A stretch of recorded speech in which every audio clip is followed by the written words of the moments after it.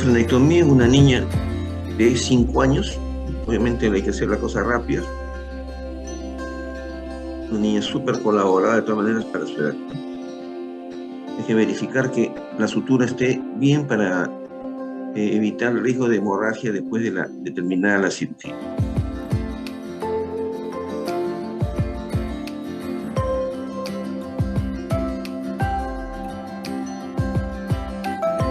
Lógicamente los hilos tienen que ser absorbibles, porque va a ser muy complicado retirarle los puntos de sutura.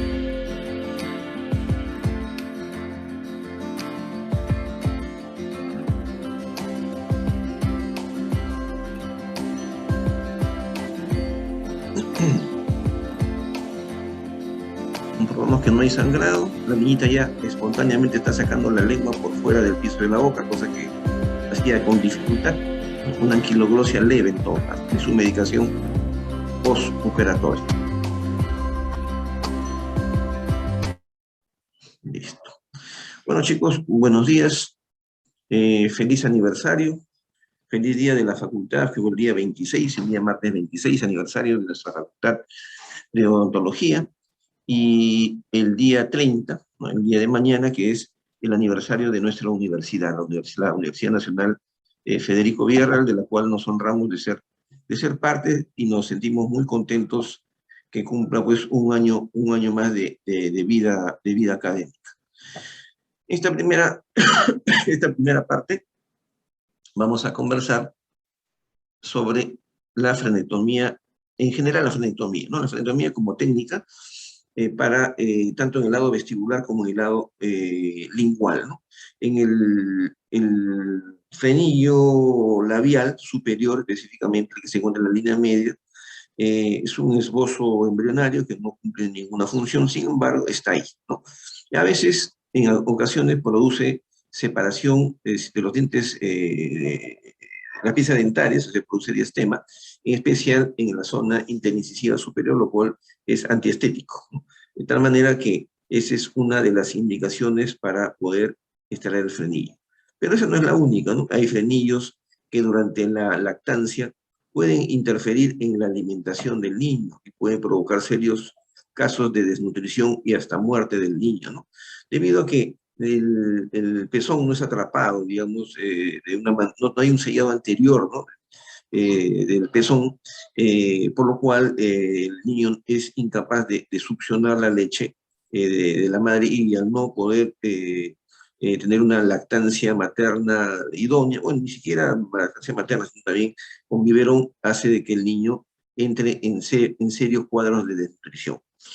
Vamos a ver que el frenillo ya durante el proceso de crecimiento, de erupción, perdón, de las piezas dentarias y el crecimiento y desarrollo del hueso dentoalveolar anterior, antero superior, se va haciendo cada vez más apical. Sin embargo, hay casos en los cuales el frenillo sigue teniendo una ubicación muy baja y cercana a los dientes, produciendo diastemas que es necesario extirparlo, ya no con fines de alimentación, como es en el lactante, sino con fines estéticos y de oclusión, ¿no? Y además también que en algunos casos va a producir problemas de dislalia, o sea, dificultad para articular algunos fonemas, ¿no? Por eso es que es importante detectar tempranamente la anquiloglosia en los niños. Cuando a mí me enseñaron en la universidad, me decían anquiloglosia es cuando la lengua ya pues no puede salir del piso de la boca. Eso no es cierto, ¿no? La anquiloglosia es en realidad una variedad tremenda, un abanico de casos en los cuales simplemente el frenillo inferior, o sea, el frenillo lingual, perdón, es corto y no permite que la lengua se desplace libremente para poder articular los fonemas, ¿no? Decía que la lactancia impide la alimentación, en la niñez temprana impide la articulación de los fonemas, y más adelante va a producir pues problemas estéticos, ¿no? Existen varias pruebas, ¿no? En el caso del lactante que no habla, que no tiene dientes, simplemente observar al niño cuando llora, de tal manera que cuando el niño llora, en lugar de sacar la lengua se parte en dos, la lengua no sale de la boca, ¿no? Esas son características que la mamá y nosotros como buenos odontólogos debemos de saber identificar tempranamente para poder recomendar la extirpación precoz de ese frenillo, que va a impedir, como repito, en la lactancia, impedir que el niño se alimente de manera correcta. van transcurriendo pues los años y el diastema que se produce, tenemos que también nosotros evaluarlo clínicamente en el paciente. Y para eso existe una prueba o una maniobra, ¿no? Llamada la prueba o la maniobra o el test de isquemia de Graeber, ¿no? Como está escrito acá. ¿En qué consiste? Consiste en estirar el labio, ¿no? Traccionar, tensar el frenillo, y si acaso la papila incisiva o los dientes que se encuentran cerca al frenillo, la encía, esta papila se pone isquémica o blanca, significa pues que el frenillo tiene una inserción demasiado cercana a los dientes y está produciendo el diastema. Por lo tanto, es un caso de Graeber positivo, que es una indicación también para extirpar el frenillo, pero en este caso estamos hablando ya de niños de 6 años para arriba. Entonces, los problemas de succión producidos por anquiloglosia no son nuevos, ¿no? Nosotros sabemos perfectamente que lo que los niños en general no hablan, ¿no? Y por lo tanto tenemos que ser muy clínicos, como dije desde la primera clase, tenemos que ser muy clínicos para identificar estos problemas. El médico pediatra no los detecta porque no está preparado para ello. Entonces, pero nosotros como odontólogos sí, cuando nos hacen la interconsulta, a veces simplemente vemos que el frenillo está corto, ¿no? A edad temprana, pero el frenillo siempre está corto.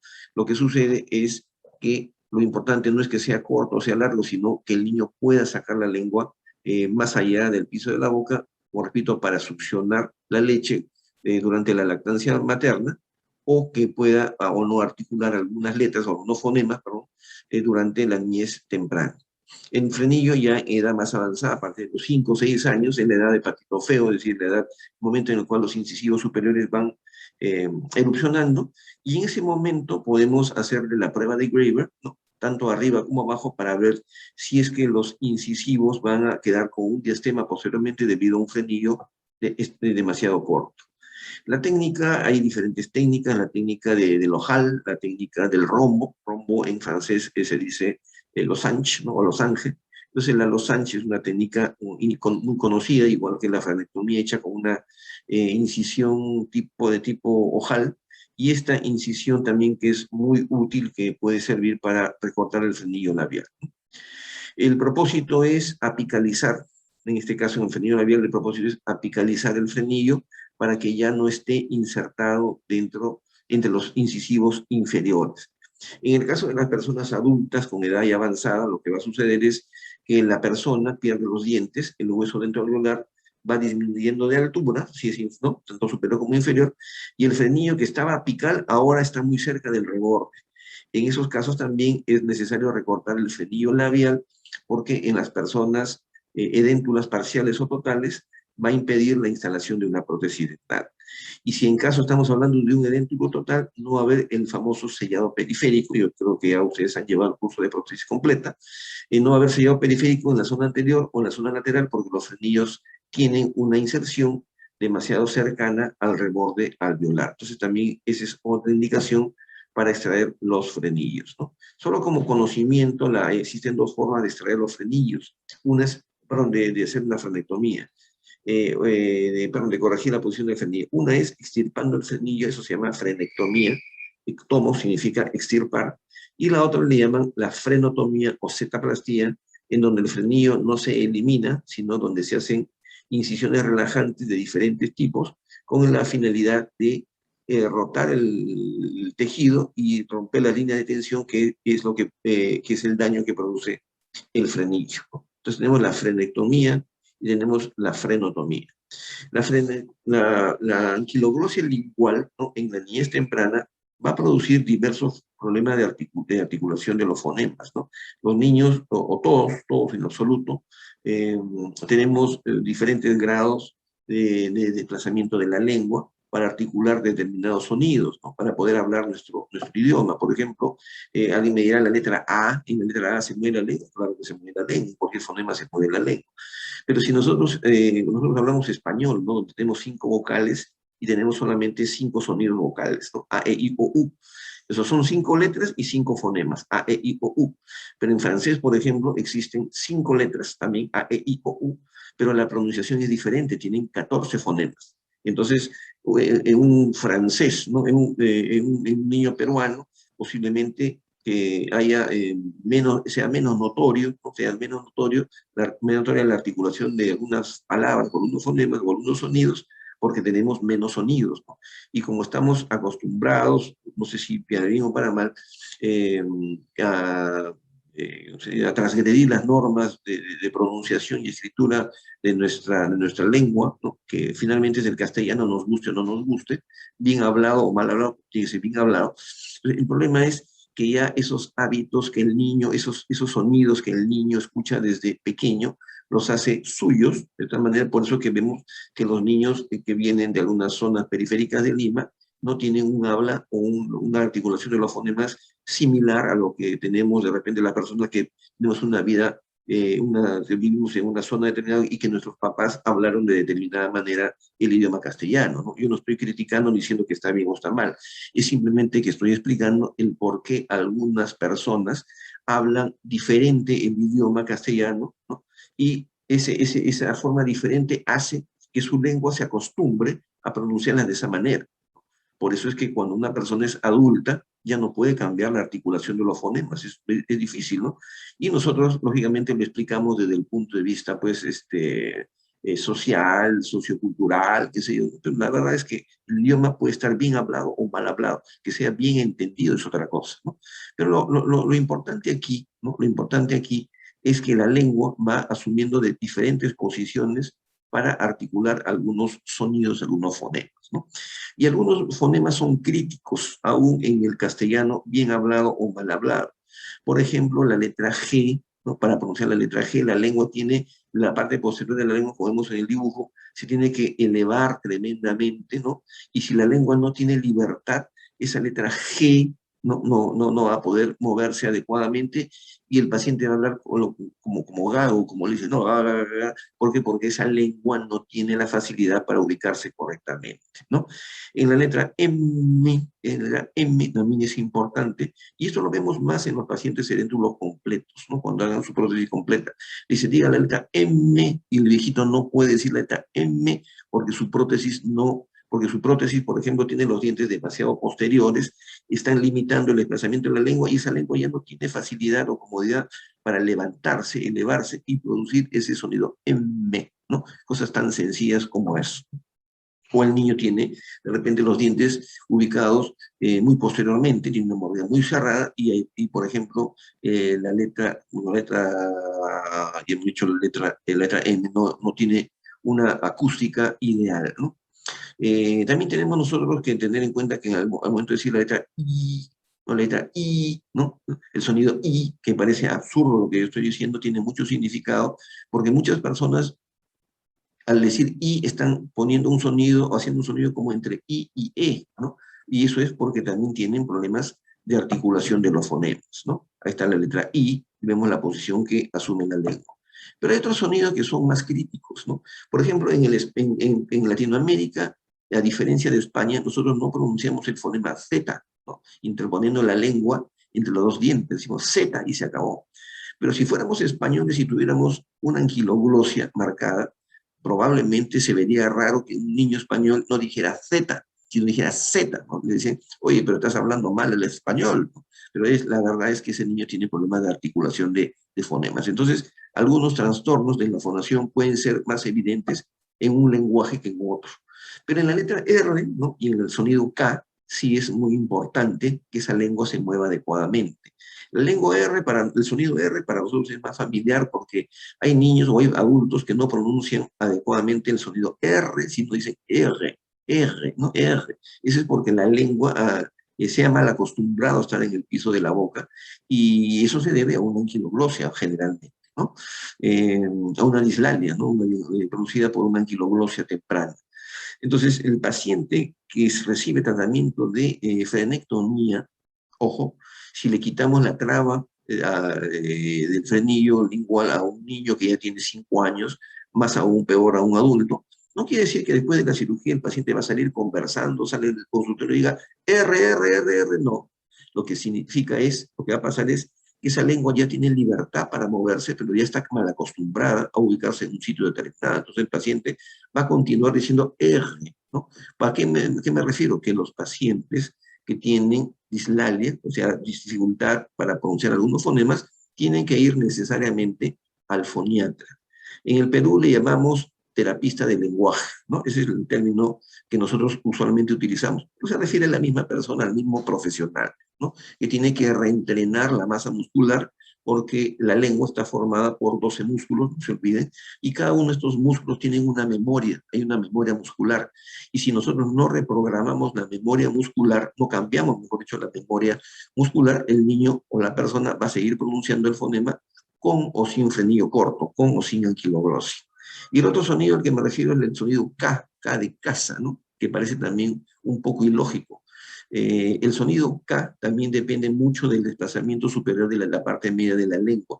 Entonces, cuando el niño tiene anquiloglosia, en lugar de decir casa, va a decir gasa, ¿no?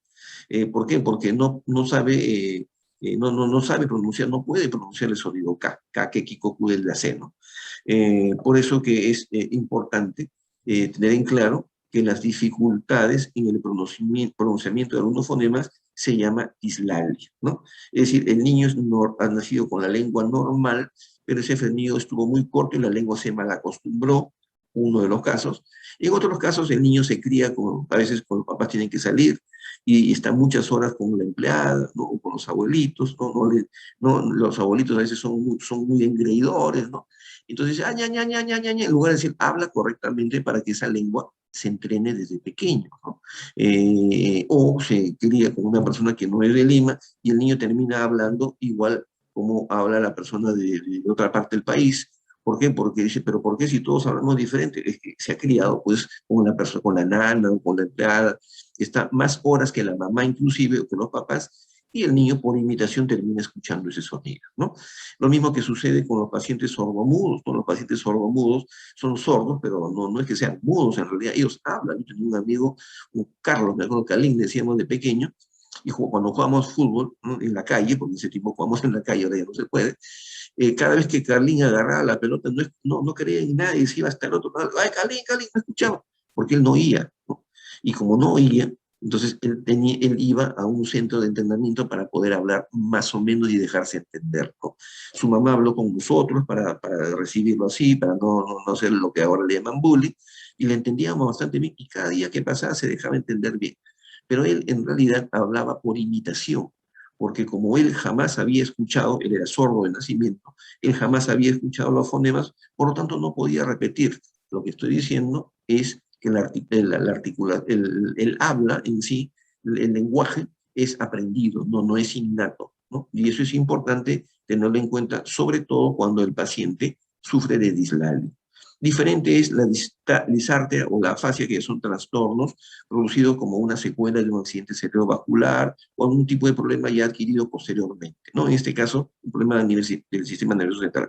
En este caso estamos hablando de una persona que ha nacido normal, que es normal, pero que fisiológicamente hay una alteración debido a un problema de frenillo corto, ¿no? Entonces tenemos dislalias fonéticas y dislalias fonológicas, ¿no? Fonológica se refiere a que el niño sordomudo no escucha, entonces como no escucha, no aprende el fonema y por lo tanto es imposible que hable correctamente, ¿no?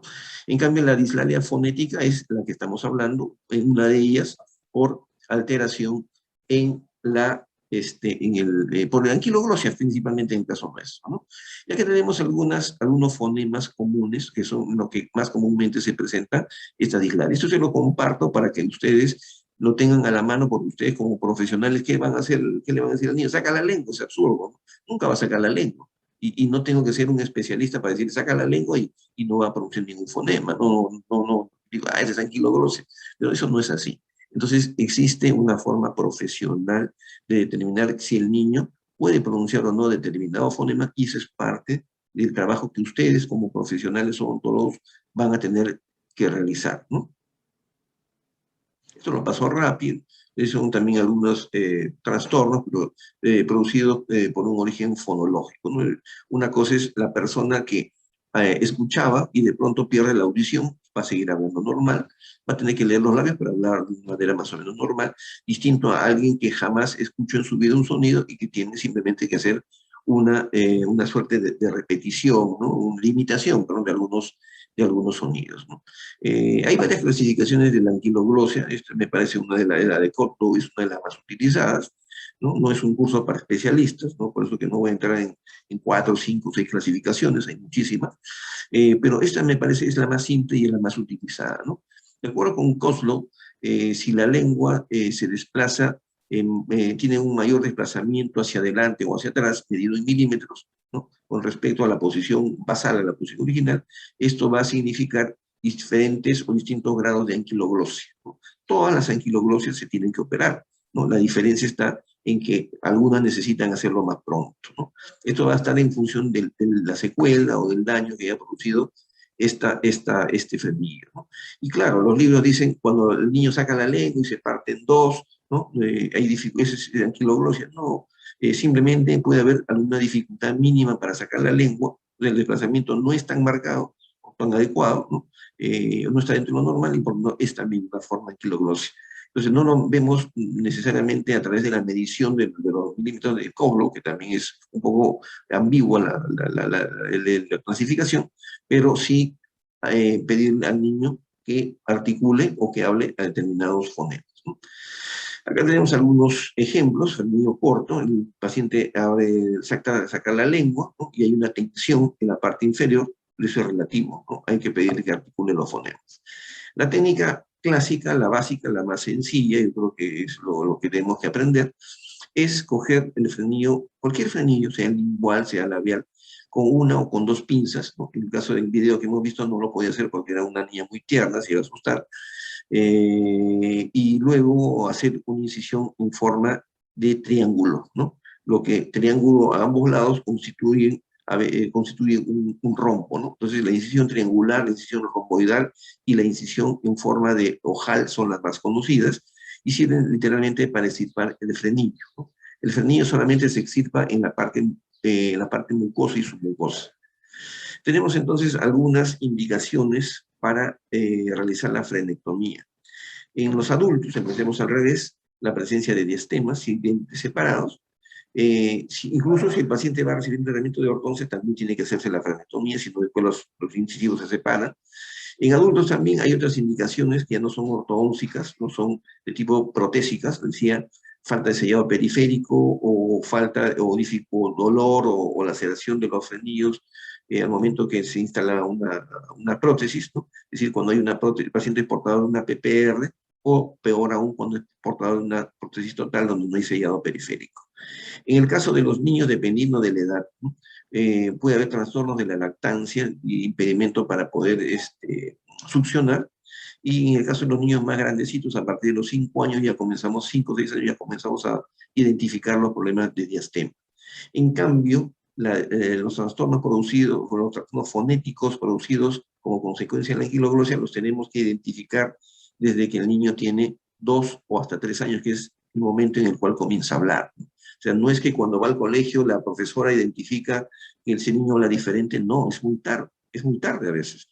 Entonces es importante que desde el hogar nosotros sepamos educar a los papás para que ellos mismos sepan identificar cuándo su niño tiene alguno de estos trastornos, ¿no? Algunos ejemplos, ¿no?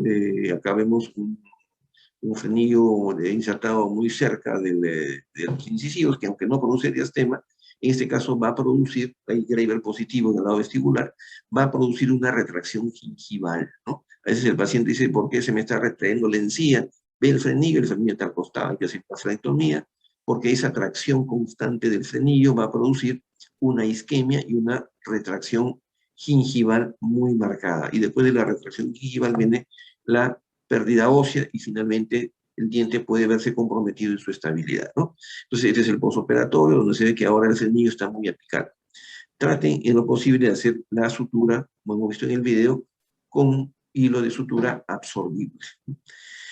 En el caso de la frenectomía lingual ya hemos adelantado algunos criterios, ¿no? El niño no tiene la posibilidad de sacar la lengua, uno dice hay que saque la lengua, primero que levante la lengua, otro dice que ponga la lengua en las arrugas palatinas, un ejercicio mayor que ponga la lengua encima de los dientes, y el mayor ejercicio, el mayor esfuerzo es hacer que el niño saque la lengua por fuera de los labios, ¿no? O sea, más allá de los labios. Pero podemos utilizar de una manera más científica la articulación de algunas letras, de algunos fonemas, para saber exactamente cuánto es el daño o el problema que presenta este niño, ¿no? Claro, en casos extremos va a suceder esto, ¿no? El niño, en el caso de la izquierda, el niño ni siquiera puede levantar la lengua por encima, por fuera del piso de la boca. Y en el caso del niño de la derecha, de la derecha, vemos que llega a sacar la lengua, quiere sacar la lengua, pero no puede, la lengua se parte en dos, ¿no? Entonces se produce la famosa ala de murciélago, ¿no? En el cual la lengua bífida, la cual no es bífida en realidad, sino que da el aspecto porque el frenillo es extremadamente corto, ¿no? También otros ejemplos, bueno, este es el caso anterior de Rodrigo, niño Rodrigo, antes de la cirugía, y esta es la fotografía de Rodrigo después de haber hecho la cirugía, ¿no? En este caso en particular, como el niño está anestesiado, se le rompe la memoria muscular a los músculos de la lengua y la lengua sale hacia adelante, ¿no? Pero cuando pasa el efecto de la anestesia, esos músculos de la lengua van a recuperar su memoria, ¿no? La memoria muscular.